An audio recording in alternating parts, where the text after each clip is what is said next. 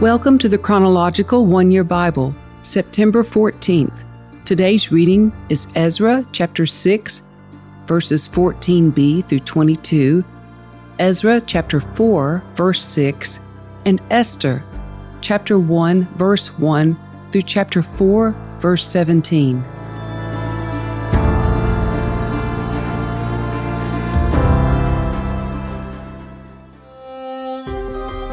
The temple was finally finished, as had been commanded by the God of Israel and decreed by Cyrus, Darius, and Artaxerxes, the kings of Persia. The temple was completed on March 12, during the 6th year of King Darius' reign. The temple of God was then dedicated with great joy by the people of Israel, the priests, the Levites, and the rest of the people who had returned from exile. During the dedication ceremony for the temple of God, 100 young bulls, 200 rams, and 400 male lambs were sacrificed, and 12 male goats were presented as a sin offering for the 12 tribes of Israel. Then the priests and Levites were divided into their various divisions to serve at the temple of God in Jerusalem, as prescribed in the book of Moses. On April 21, the returned exiles celebrated Passover. The priests and Levites had purified themselves and were ceremonially clean.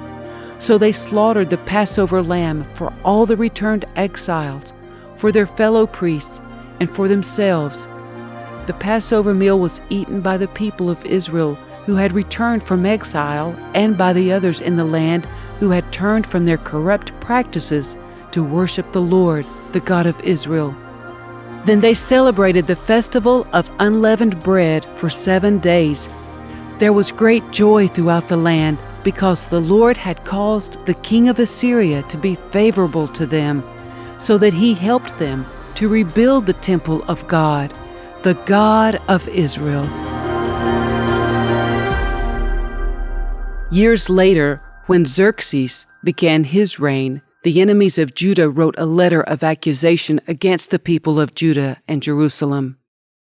These events happened in the days of King Xerxes, who reigned over 127 provinces stretching from India to Ethiopia. At that time, Xerxes ruled his empire from his royal throne at the fortress of Susa. In the 3rd year of his reign, he gave a banquet for all his nobles and officials. He invited all the military officers of Persia and Media, as well as the princes and nobles of the provinces. The celebration lasted 180 days, a tremendous display of the opulent wealth of his empire and the pomp and splendor of his majesty. When it was all over, the king gave a banquet for all the people, from the greatest to the least, who were in the fortress of Susa. It lasted for 7 days and was held in the courtyard of the palace garden. The courtyard was beautifully decorated with white cotton curtains and blue hangings, which were fastened with white linen cords and purple ribbons to silver rings embedded in marble pillars. Gold and silver couches stood on a mosaic pavement of porphyry, marble, mother of pearl, and other costly stones. Drinks were served in gold goblets of many designs, and there was an abundance of royal wine, reflecting the king's generosity. By edict of the king, no limits were placed on the drinking, for the king had instructed all his palace officials to serve each man as much as he wanted. At the same time, Queen Vashti gave a banquet for the women in the royal palace of King Xerxes. On the 7th day of the feast, when King Xerxes was in high spirits because of the wine, he told the 7 eunuchs who attended him, Mehuman, Biztha, Harbona, Bigtha, Abagtha, Zethar, and Carkas, to bring Queen Vashti to him with the royal crown on her head. He wanted the nobles and all the other men to gaze on her beauty, for she was a very beautiful woman. But when they conveyed the king's order to Queen Vashti, she refused to come. This made the king furious, and he burned with anger. He immediately consulted with his wise advisors who knew all the Persian laws and customs, for he always asked their advice. The names of these men were Karshina, Shethar, Admatha, Tarshish, Meresh, Marsina, and Memucan, 7 nobles of Persia and Media. They met with the king regularly and held the highest positions in the empire. "What must be done to Queen Vashti?" the king demanded.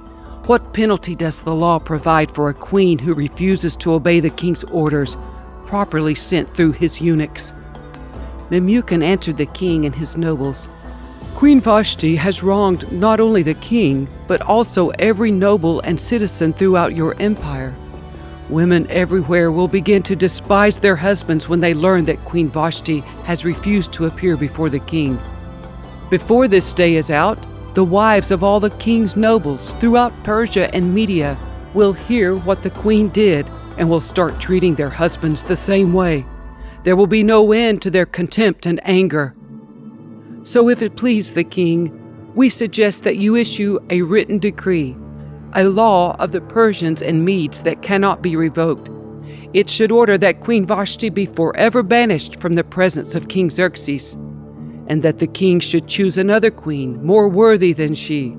When this decree is published throughout the king's vast empire, husbands everywhere, whatever their rank, will receive proper respect from their wives." The king and his nobles thought this made good sense, so he followed Memucan's counsel. He sent letters to all parts of the empire, to each province in its own script and language, proclaiming that every man should be the ruler of his own home and should say whatever he pleases. But after Xerxes' anger had subsided, he began thinking about Vashti and what she had done and the decree he had made.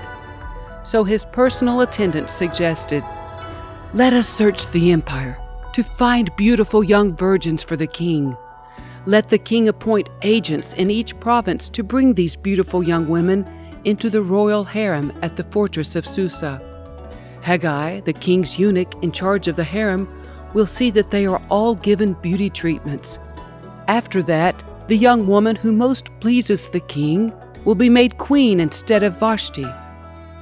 This advice was very appealing to the king, so he put the plan into effect.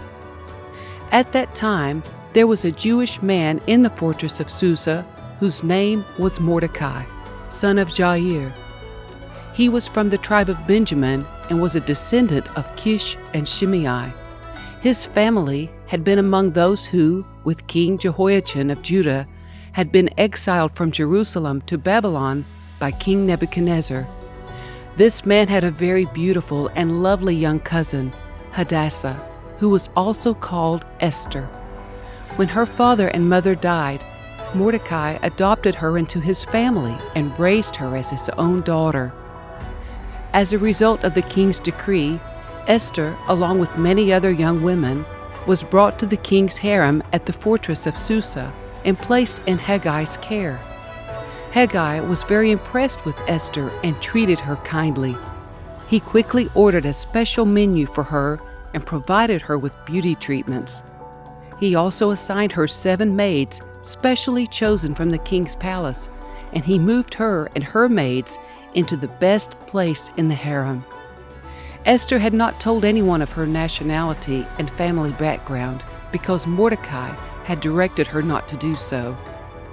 Every day, Mordecai would take a walk near the courtyard of the harem to find out about Esther and what was happening to her.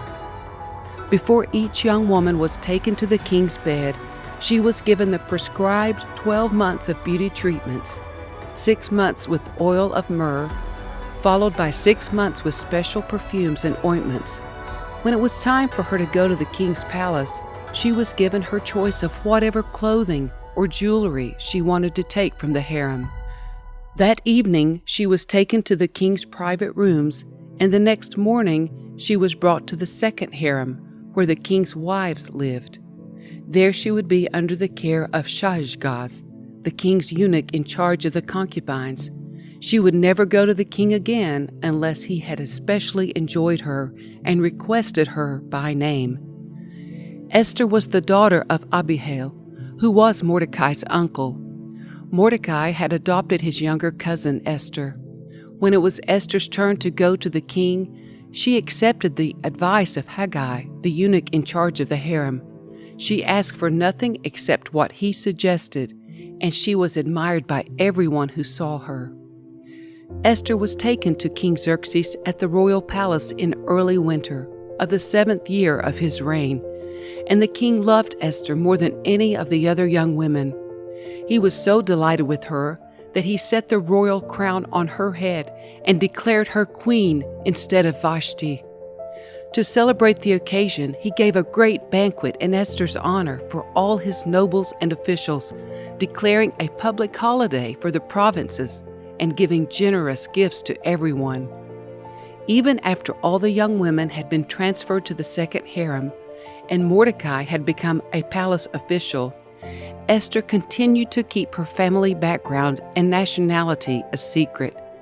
She was still following Mordecai's directions, just as she did when she lived in his home.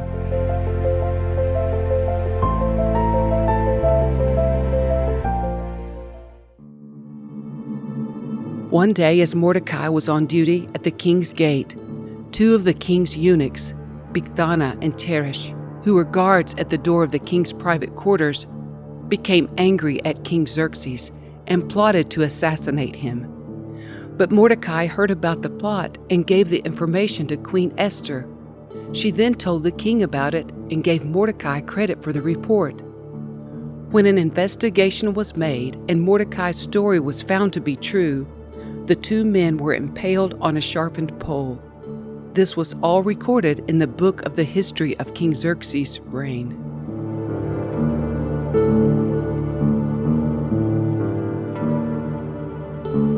Sometime later, King Xerxes promoted Haman, son of Hammedatha, the Agagite, over all the other nobles, making him the most powerful official in the empire. All the king's officials would bow down before Haman to show him respect whenever he passed by, for so the king had commanded. But Mordecai refused to bow down or show him respect.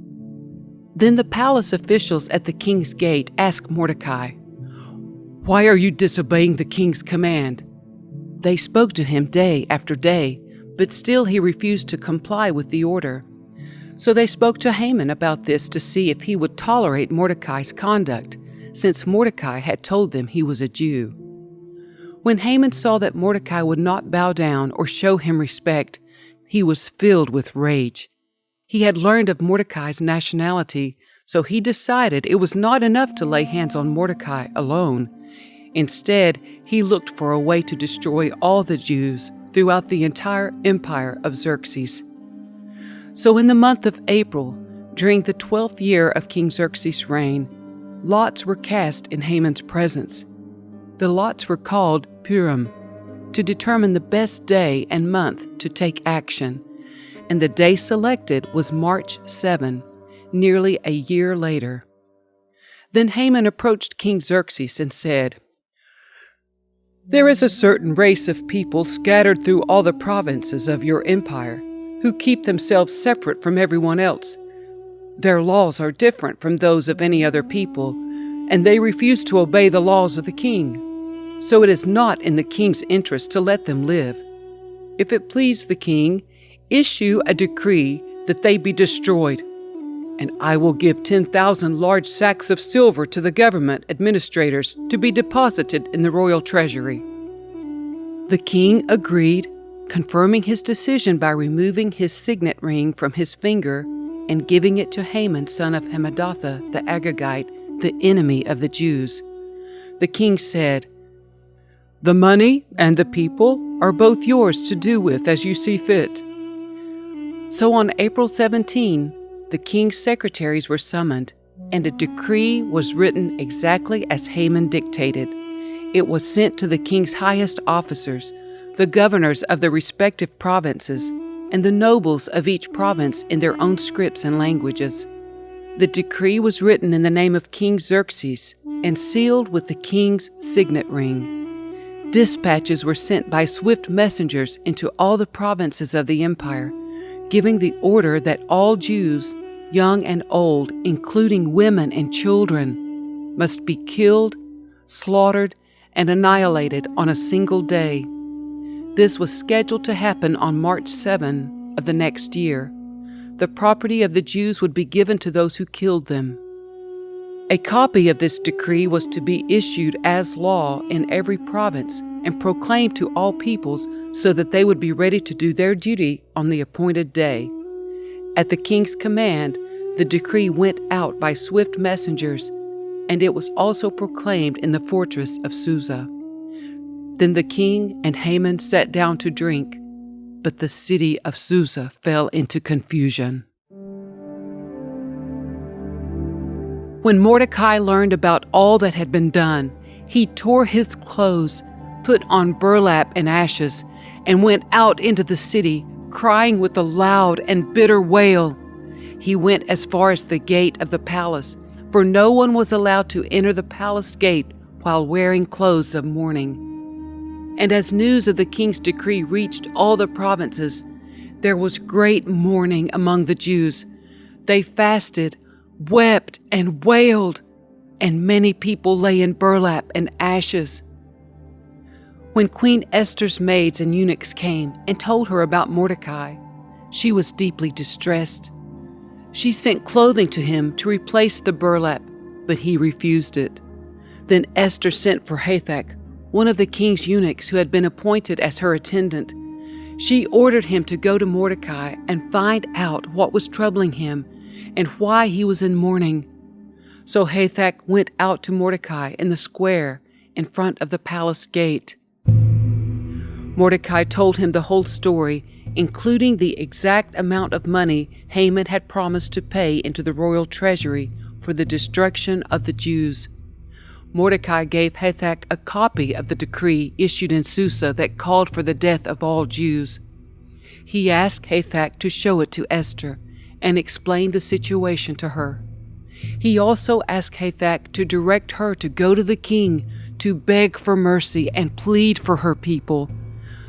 So Hathach returned to Esther with Mordecai's message. Then Esther told Hathach to go back and relay this message to Mordecai. All the king's officials and even the people in the provinces know that anyone who appears before the king in his inner court without being invited is doomed to die unless the king holds out his gold scepter. And the king has not called for me to come to him for 30 days. So Hathach gave Esther's message to Mordecai. Mordecai sent this reply to Esther. Don't think for a moment that because you're in the palace, you will escape when all other Jews are killed. If you keep quiet at a time like this, deliverance and relief for the Jews will arise from some other place, but you and your relatives will die. Who knows if perhaps you were made queen for just such a time as this? Then Esther sent this reply to Mordecai. Go and gather together all the Jews of Susa and fast for me. Do not eat or drink for 3 days, night or day. My maids and I will do the same. And then, though it is against the law, I will go in to see the king. If I must die, I must die. So Mordecai went away and did everything as Esther had ordered him.